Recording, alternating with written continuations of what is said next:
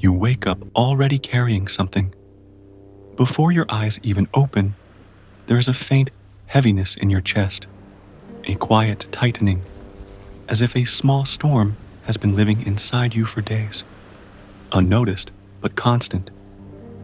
Your mind starts before you do. Thoughts rush in like an old habit. What must be fixed? What might collapse? What you should have done differently? What still feels wrong about you? There's a subtle expectation in the air, a feeling that the next moment will finally deliver the peace this one didn't, a feeling that your life somehow hasn't begun yet, that you haven't begun yet. You move through your morning with a sense of incompleteness, like walking around your own life as a visitor, as if everyone else seems to know something you don't. People don't fully soothe you. Moments don't fully satisfy you. Even joy has a shadow, a background whisper. Will this last? Will this finally be the thing that makes me feel at home, inside myself? But the feeling never stays. It slips away, leaving you with the same familiar restlessness. This quiet ache, the ache of someone who longs for something they cannot name. It's not dramatic. It's not overwhelming. It's simply always there. A gentle tension behind the eyes, a pressure in the chest, a constant searching just beneath the surface. A part of you keeps hoping that with the right person, the right moment, the right shift, you'll finally arrive. But you don't. Not fully. Not for long. And somewhere inside, there's a silent question that refuses to disappear. Why does nothing ever feel like home? What if the reason nothing feels like home is because you've been searching for home in a place it cannot exist? Most people believe peace is a reward, something that will come after they heal, after they succeed, after they stop making mistakes, after life finally cooperates. But what if the paradox is this? The harder you chase, the moment where you'll finally rest, the further you move from the only place where rest is possible. Here, now. Eckhart Tolle calls this the central misunderstanding of the human condition. We mistake the mind's noise for who we are. We cling to a small, tight identity built from memory, fear, expectation, and thought. A self that is constantly waiting for life to become what the mind imagines it should be, waiting for permission to relax, waiting to be complete. This waiting is not just something you do. It becomes the atmosphere you live in. The irony? The moment you wait for never arrives, because the one who is waiting is made entirely of the very restlessness you are trying to escape. This is where Eckhart appears, not as a distant guru, but as someone who walked through the same inner storm and discovered a door hidden in plain sight. He says, most humans live only as human, the personality, the story, the burdens, and remain unaware of the being part. Human, being. We remember the first and completely forget the second. When you live only as human, everything and everyone eventually disappoints.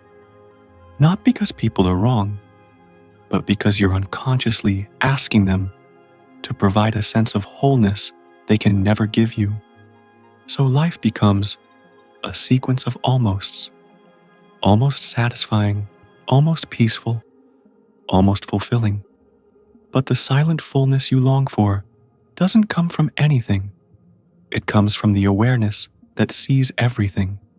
Eckhart calls this the transcendent dimension, the silent presence beneath all experiences, a presence that has been with you in every moment of your life, even the ones where you felt most lost. In this video, we're going to explore why true stillness feels like coming home, not conceptually, but experientially. You won't need to believe anything. You won't need to force anything. Just listen and notice the spaces around the words. Sometimes the silence carries more truth than the sentence. Eckhart often invites this simple question: who are you when you are not thinking? Just for a moment, pause the commentary about this question. Don't try to answer it. Don't think your way into it. Simply stop feeding the next thought and feel what remains. There is a quietness, a presence, a sense of I am, with no story attached to it. That is the stillness you spend your whole life trying to return to. Not the silence of the world, but the silence behind your mind. He guides a beautiful practice. Look around the room as if you've just arrived on Earth. Let your eyes rest on an object without naming it. Sense its presence. Then sense the stillness of the entire room. Now, notice something subtle. The only reason you can perceive the silent presence of the room is because you are present. The stillness in the room and the stillness in you are not two different things. You are meeting yourself. How do you begin to live from this? Not with effort, not with striving, but with small shifts in attention. Catch the state of waiting. Notice the moments where you lean into the next moment, waiting for a message, waiting for the day to end, waiting to finally relax. Eckhart suggests, assume that the next moment is not more important than this one. Feel what happens in your body when this moment stops being a stepping stone and becomes enough. Shift from thought to awareness. Thoughts will come, let them. But instead of climbing into each one, just notice it like a passing cloud. Don't fight the cloud. Don't chase it. Don't analyze it. The sky never struggles to become clear. It simply remains what it has always been. Sense the gaps between words. While listening to this narration, let part of your attention rest in the silence surrounding the sentences. Every time you notice that silence, the grip of the mind softens a little. Take micro pauses of presence. When you pick up your phone, open a door, sit down, hear a sound. For 2 seconds, simply be aware. No inner commentary, just presence. These brief pauses accumulate. They slowly reintroduce you to the home you forgot, and you will forget many times, sometimes for days. Your mind will pull you into storms of thought. A small fear will grow into a full narrative. A memory will take over your entire emotional landscape. You'll realize you've been lost again, living as the old identity. But this is not failure. This is the path. The mind has been in charge for decades. It won't dissolve overnight. It doesn't need to. Every time you notice you've been lost, you have already stepped out of the dream. The noticing itself is presence. Let that be enough. There are moments in life when suffering becomes intense, when everything collapses, when the story of me breaks open.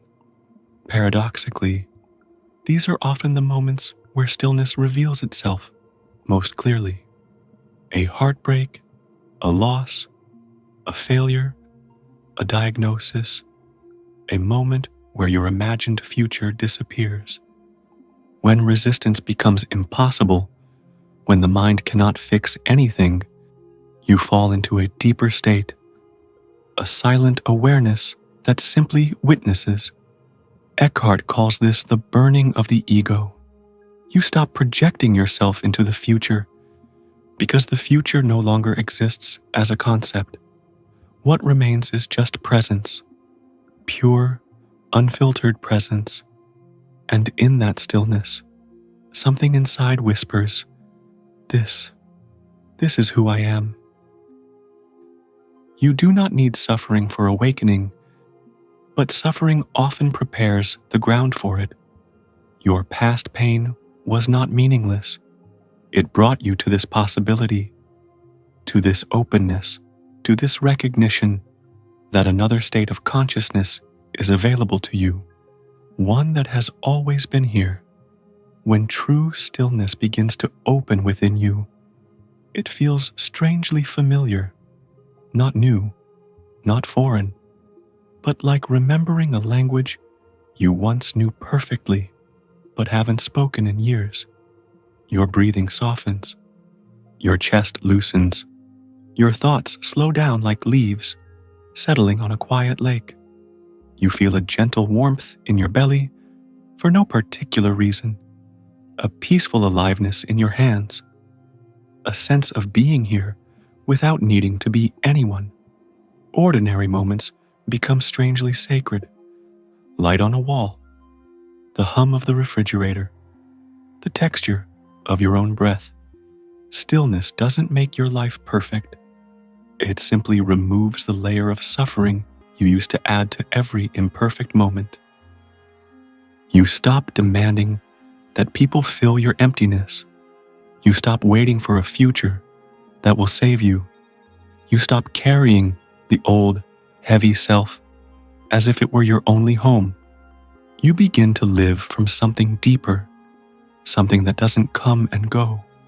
And you finally understand why stillness feels like coming home. Because home was never somewhere you had to reach. Home was the awareness that has been watching your life from the very beginning.